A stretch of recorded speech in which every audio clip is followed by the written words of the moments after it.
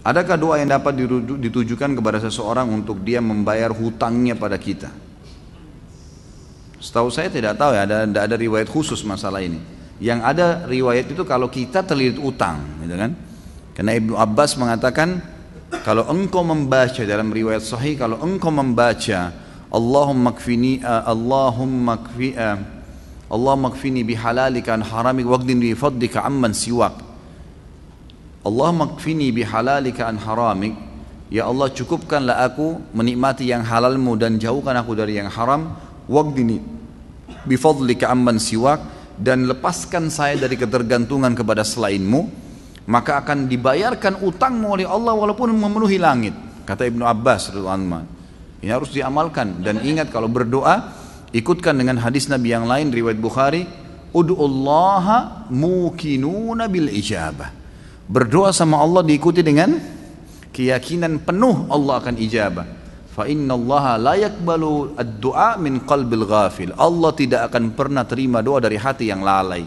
Doa ya Allah diterima enggak ya? Ragu. Atau sambil berdoa sambil ingat makanan, ingat pasangan, ingat ini, enggak bisa. Harus dengan yakin, gitu kan. Jadi kalau doa untuk buat orang lain bayar, Allah alam yang saya tahu berdoa kepada Allah bisa, itu bukan mustahil.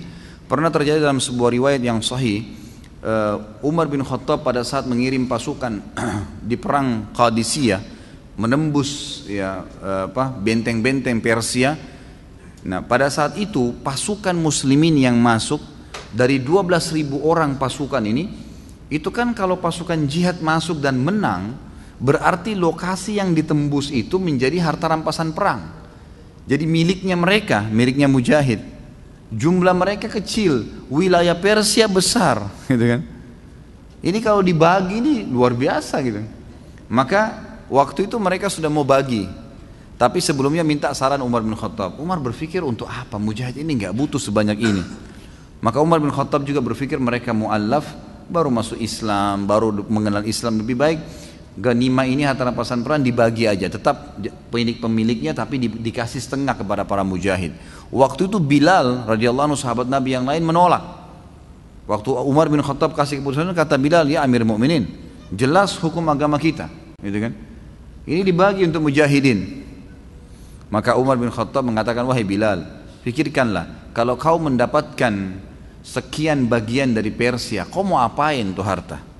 Banyak sekali, gitu kan? Dan mereka itu orang-orang yang baru masuk Islam. Lebih baik kamu berbagi dengan dia sambil kamu ajarkan Islam. Ini pendapat Umar. Tapi Bilal tetap ngotot, nggak mau. Kata Umar, saya pun meminta tolong kepada Allah agar melunakkan hati Bilal melalui doa malam saya. Maka Umar bin Khattab sujud berdoa kepada Allah di salat malam. Ya Allah, lunakkanlah hati Bilal. Ya Allah, lunakkan, terus begitu. Kata Umar radhiyallahu anhu, pas tiba habis sholat subuh, Bilal datang kepada saya mengatakan, saya ridho kepada hukummu hai Amir Mukminin, gitu kan? Jadi bukan mustahil berdoa, doakan ya Allah lunakkan hatinya supaya dia bisa membayar utangnya, gitu kan? Sambil tentu kita muhasabah teman-teman sekalian. Jadi kadang-kadang kita juga ini terlalu banyak terlalu pintar menyalahkan orang, tidak bermuhasabah. Apa yang terjadi, sesuatu yang terjadi pada kita, yang paling pertama hisab diri kita dulu. Ada masalah apa saya ini? Jangan sampai orang ini gunjing karena saya pernah gunjing orang. Jangan sampai utang ini mungkin saya pernah utang sama orang saya nggak bayar. Jadi kita muhasabah dulu.